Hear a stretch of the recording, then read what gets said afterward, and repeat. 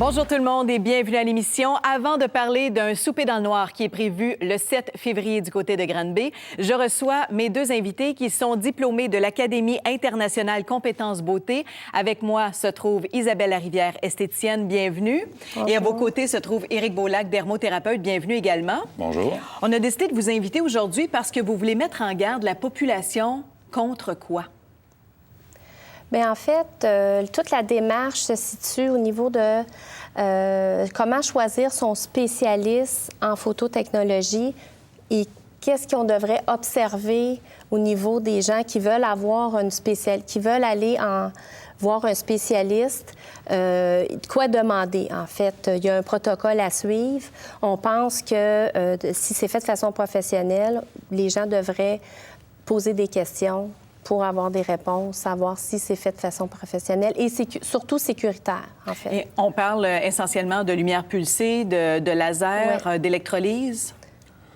Surtout les phototechnologies. Surtout, c'est ça, les phototechnologies, le laser et la lampe intense pulsée qu'on appelle, soit en photoépilation, en épilation définitive, ou alors en photorajeunissement qu'on dit, qui est d'enlever les taches pigmentaires, la coupe rose, en fait, les pathologies de la peau... à un premier niveau. Vous voulez mettre en garde la population parce qu'il y a beaucoup d'improvisation dans le domaine? Oui, il y a des gens qui n'ont pas de formation adéquate, et puis qui ne font pas le protocole, ne font pas remplir des bilans de santé, ni ils ne font pas non plus de consultation, à savoir si le besoin... on peut aller voir les technologies avec le besoin qu'ils demandent, faire tout ce qu'il faut pour... répondre à ce besoin-là, en fait. Et si on peut recevoir aussi le traitement? Ça faire une analyse de peau, oui. Ça dépend de notre bilan de santé, là, à ce moment-là, de notre type de peau aussi. Là. Exactement, du phototype de peau qui est en fait le teint, la couleur de la peau, la couleur du poil, qui est très important, le bilan de santé. On parle ici de savoir un peu ce que le client a vécu au niveau de sa santé, s'il y a eu des prises de médicaments, que ça peut être photosensibilisant, s'il est en rémission d'un cancer, c'est très important. Depuis combien de temps? Demander un papier de médecin aussi pour dire, OK, feu vert, on peut procéder à des hautes technologies sans problème. C'est très, très important. D'abord et avant tout, un bilan de santé qu'on a, je pense, Isabelle, 3 pages à remplir, que le client doit remplir dans les moindres détails. Ensuite, une consultation. Ensuite, une bonne analyse de peau. Si quelqu'un arrive avec un phototype 4 ou 5, par exemple, qui est le phototype des Asiatiques 4 et des gens haïtiens 5, bien, on sait très bien qu'au niveau de la lumière pulsée, on ne peut pas les épiler, on va les brûler. Parce que la lumière va chercher d'abord et avant tout le pigment, et le pigment foncé, c'est la peau, bien avant le poil. Alors, ça, c'est très, très important. On veut un peu dénoncer les gens que, bon, OK, vous vous en venez, on vous en fait à tel prix, c'est pas cher ici, mais on saute les étapes. Alors, il ne faut pas prendre ça à la légère, ces hautes technologies-là. Il y a un protocole à suivre, il y a des démarches à suivre, il faut les faire. Fait que c'est là-dessus qu'on... Parce qu'après ça, les gens, il arrive des accidents, puis le monde, ils viennent, puis ils sont enragés contre le métier, puis ils se demandent qu'est-ce qui s'est passé.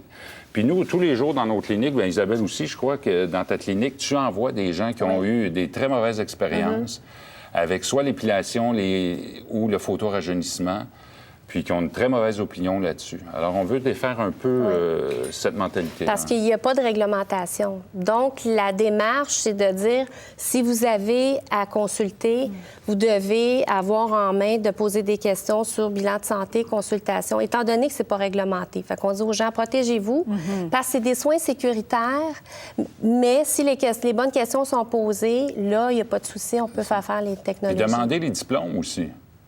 Tu sais, est-ce que tu as ton diplôme? Ton diplôme est affiché? Parfait. As-tu ton papier d'assurance? Ça, c'est une autre étape qui est très importante, d'avoir des assurances. Parce qu'après ça, s'il arrive un accident puis tu reviens contre la personne, si la personne n'a pas d'assurance, bien, mets-les dans le porte puis c'est fini. Parce que dans vos cliniques, vous devez en voir de toutes les couleurs. Oui, tout à fait. On va voir des exemples quand c'est mal fait. Qu'est-ce qui peut se produire? On va regarder ensemble. Ça, c'est brûlé, là. Oui, ça, on appelle ça. Oui, ça, c'est une Oui. très grosse brûlure. C'est que les paramètres n'ont pas été bien mesurés. L'analyse du phototype de peau n'a pas bien été faite. Alors, on est parti avec des paramètres beaucoup trop hauts. On voit aussi que le chevauchement a été... chaque marque sont trop écartées. Alors, s'il y avait eu une épilation en bonne et due forme sur la jambe, bien, il y aurait eu des poils, il y aurait eu des repousses de poils entre chaque brûlure, là. Ça, c'est un tatou?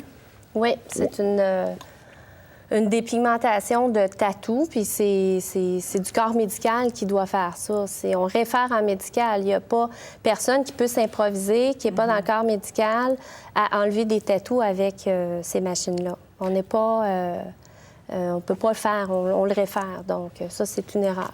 Un exemple de machine, vous en avez apporté une. Bien là, c'est pas toute la machine au complet. Là, on voit l'instrument avec lequel vous travaillez, Éric. Oui, ça, en fait, c'est la pièce à main qu'on appelle. Alors, de là vient la lumière qui est branchée sur l'appareil IPL, qui est en fait un petit ordinateur qui nous pose des questions où on doit rentrer des paramètres.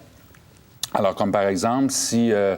on dit, vous êtes du phototype 3. Alors, comme la majorité des Québécois, du phototype 3. Alors, moi, je m'en vais sur mon ordinateur de l'appareil. J'ai, mon client phototype 3. Le phototype 3 me réfère à telle intensité en mégahertz et en millième de seconde. Je règle tout ça et je commence le traitement. Il faut toujours faire un test, voir comment la peau réagit.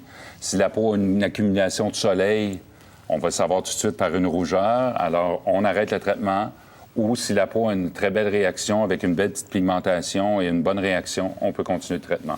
Fait que tout ce qu'on fait, c'est qu'on appuie la lumière et à l'aide d'une pédale, on envoie la lumière sur la peau et on chevauche tranquillement.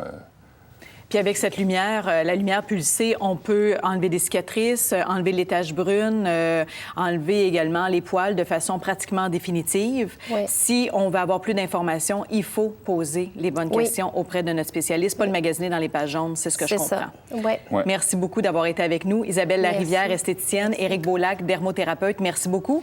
Puis au retour de la pause, nous allons parler d'un souper dans le noir.